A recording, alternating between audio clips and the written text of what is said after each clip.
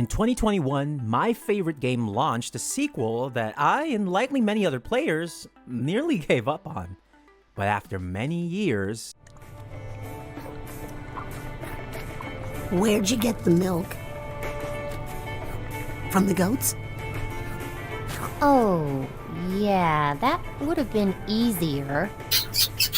Hey, it brought us closer, Fran. The wait was worth it. Psychonauts 2 was an amazing game, a sequel that I could not praise enough for maintaining its wacky identity while also highlighting the importance of mental health and empathy. But it's also a game that, according to all logic and reason, should not even exist. Now, of course, I'll explain this, but we'll have to go back a few years. 2005 feels like ancient history by now, but it was a monumental year. The Xbox 360, for example, had just launched. We also got Kingdom Hearts 2, Resident Evil 4, Need for Speed Most Wanted, God of War, Splinter Cell Chaos Theory. Jesus, these bangers just keep going. These were honestly really stacked years, and around these celebrity-like games was this awkward little guy that didn't really make a big entrance. He seemed a little weird at first, but anybody who talked to him left with good impressions. Yes, I'm still talking about the game. Psychonauts was a sleeper hit. It had a great concept and style to it, but truthfully, the first game nearly didn't get published. Ed Fries, who was the VP for publishing at Microsoft, was a champion for originality. He wanted to have a creative and artistic catalog of games for the Xbox and supported Psychonauts' vision. But when he left in 2004, so did Microsoft's publishing deal with Double Fine. Needless to say, but I'll say it anyway, this was a huge problem. No publisher means no money, and no money means no team, and no team means no game.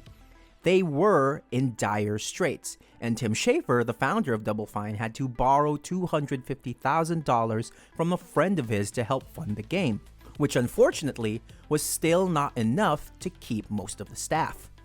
They had attempted to contact more publishers, but they weren't finding much luck. So at the time, Psychonauts seemed like it was going to get scrapped.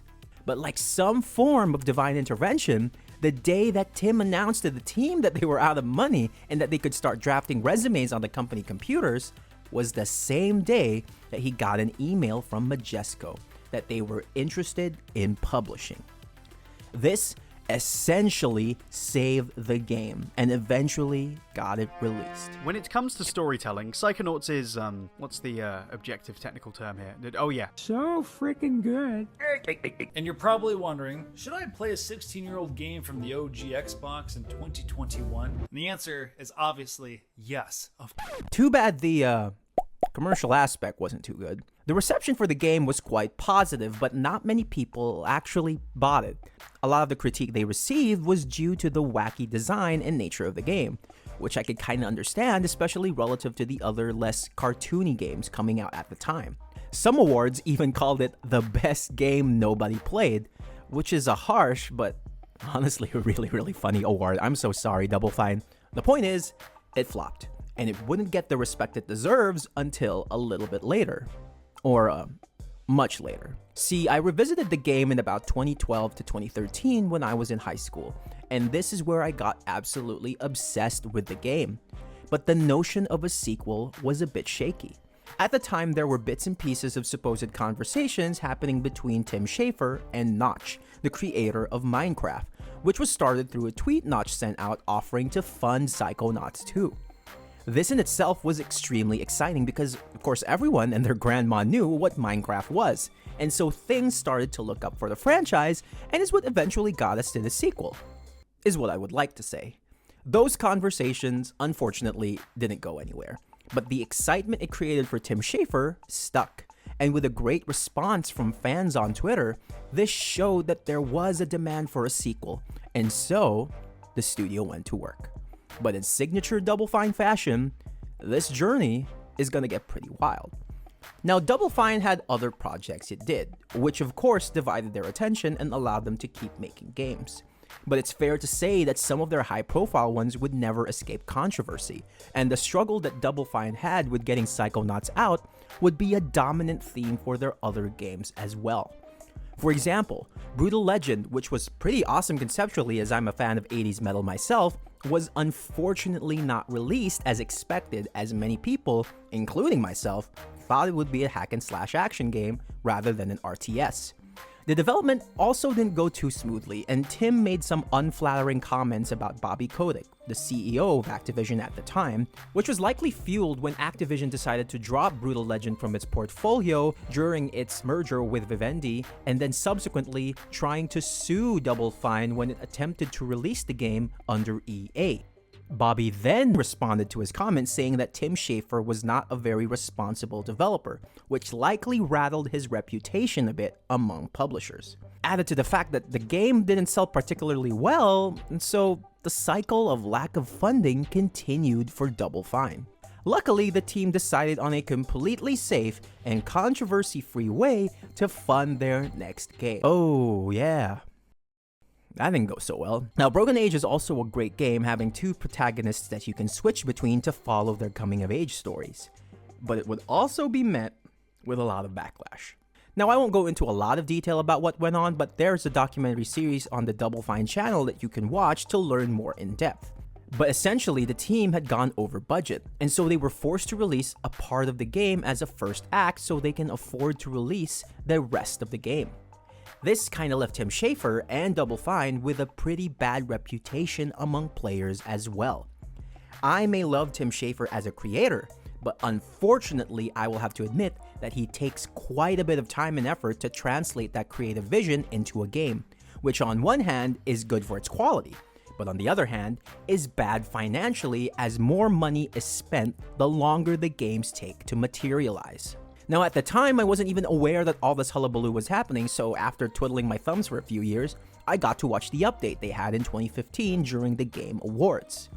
Psychonauts 2 was finally in the works, but surprise, surprise, funding was still a big issue, and Double Fine had decided to now go through another type of crowdfunding via Fig.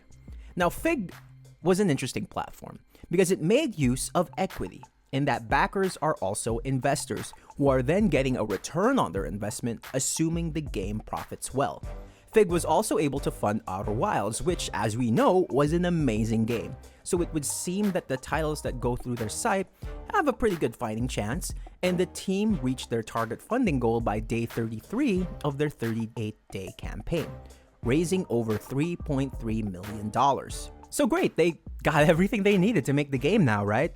Well, there's more to the story, but let's pause on that first, because by 2017, Double Fine would dip its toes onto new territory for this series. At this point, everyone had become excited about the future of VR with the launch of the Oculus Rift in 2016. And funnily enough, so did Tim Schafer and the team. Rhombus of Ruin was a short little exploration of how Psychonauts in VR could mix, and what I found charming about this is how it mostly came from the team's excitement to try out VR because they believed it fit the whole theme of bringing players to a strange mental world, and VR was a cool way to do just that. They were able to get the support of Sony to produce the game, and it led to the gem we got in 2017. This is also relevant because now they have an interesting way to tie in the ending of Psychonauts 1 and link it nicely with the plot of Psychonauts 2. However, this also kind of affected Psychonauts 2's development. Speaking of which, how are things going on in that department? Well, the answer is not particularly well. Despite meeting their funding goal, there were a lot of issues that needed to be ironed out. First is that since the crowdfunding involves equity, this meant that the Securities and Exchange Commission, or SEC, needed to get involved and ensure that the project is actually safe for investors. That also meant that there were delays in being able to use this money, which likely made it difficult to move things along a bit financially. Second, like I mentioned, since they were kind of juggling Rhombus of Ruin with the initial stages of Psychonauts 2, that meant that the studio and even Tim Schafer were kinda stretched thin. Not only was it a problem in terms of manpower, but Tim was also still writing for Rhombus of Ruin, and so that made the process of writing for Psychonauts 2 a little longer. It was only until Rhombus of Ruin got released that they could actually make some progress on the second game. Third, in 2018, their initial publisher, Starbreeze Studios, the ones that actually made creating the sequel viable, Well, they had their own problems. Now, supposedly, the issues at the time weren't really going to affect Psychonauts financially, as they had already allocated that money for the project. However, it still posed a problem with the actual publishing aspect of the project, as Starbreeze likely didn't have the resources nor the manpower to actually prioritize distribution and marketing for the game. This doesn't mean that the project will not experience financial troubles later on, though, and at one point, it nearly took out one of the most important aspects of the game that would have really jeopardized its ability to sell when it launched. They also got into a bit of internal morale problems, as tensions surrounding the management approach of lead designer Zach McClendon eventually pushed longtime core members of the team like Anna Kipnis out of the company. This rocky relationship between Zach and other members would continue until Zach's shocking departure from the company midway through development, effectively leaving the team with no leader in the design front for a time, as Tim was also busy with writing and trying to find a publisher for the game. At this point, if you follow Double Fine's progress throughout the years, it's hard not to have mixed feelings or even frustration, because on one hand, they put in a lot of effort to make their development as transparent as possible and to ensure that crunch is reduced while creativity is maximized. But on the other hand, we're talking about thousands and millions of dollars from supporters that don't often translate into a great experience, as the scope and timelines for the games are all over the place. Tim Schafer is a great writer and game designer, a testament to how video games can and should rightly be considered as art. But it's also a business, an aspect that Tim's notably not as savvy about, which is how Double Fine keeps struggling financially to keep going. But somehow and some way, this studio still keeps going. And as one of my favorite characters in Mass Effect once said, if something can survive all this, well, they deserve to live at least a bit longer. And funny enough, 2019 would have its own plans for Double Fine, and would be the turning point the company just needed. As we know, Microsoft had just launched Game Pass in 2017, and in order to ramp up its library, it went on an acquisition spree. Among these were Hellblade devs Ninja Theory, Fallout New Vegas devs Obsidian, and of course, Double Fine.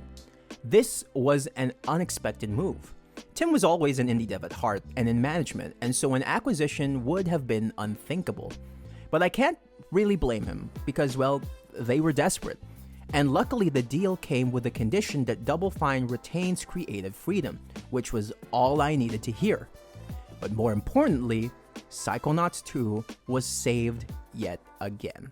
And the finished product, Psychonauts 2. Psychonauts 2. Psychonauts 2. I love this goddamn game. was immensely successful, which was such a relief because I would have been severely heartbroken if the game sucked, because not many studios survive development hell.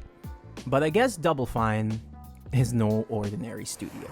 And he said, just look for people who are kind. That's all I needed to say. Now we've finally come to the present. And maybe you're wondering, what's in store for Double Fine and for Psychonauts moving forward? With the recent trouble that Xbox had with its acquired studios, Tango Gameworks being the most tragic to come to mind, I was naturally afraid about what this could mean for Double Fine. But it seems like the studio has a few projects underway, and I can't wait to see what they come up with, and more importantly, the documentary series that will come right after. The one thing I've admired from Double Fine is its transparency when it comes to the development of its games. And this is something you can see for yourself through the amazing work of Two Player Productions, who documented the entire development of Psychonauts 2, and even their previous game, Broken Age, which I briefly mentioned earlier. It's a fantastic and moving series, and does far more justice to show just how much effort was required to keep this company and its games going. But most importantly, it shows just how much the team really cares about the games they put out, and how much they care about the well-being of each other, as their culture is incredibly anti-crunch and very flat in nature. I chose to talk about Psychonauts and Double Fine because they represent a lot about what I love about games. The creativity, the endless hours of fun, the inspiring stories, and even sad ones. Games are just fucking awesome, and this was how I wanted to express that, as a small way to celebrate 1,000 subscribers. This has been such a humbling few months, and I just wanted to mark off this milestone by talking about a series that's incredibly important to me. To the viewers that stuck with me from the beginning, thank you. I can't appreciate you all enough. And for the ones who are watching me for the first time, well, I hope you like what you see, and if you do, like and subscribe for more videos. This is Psy from Fireplace Gaming, and I hope you're having a great day. See you in the next one.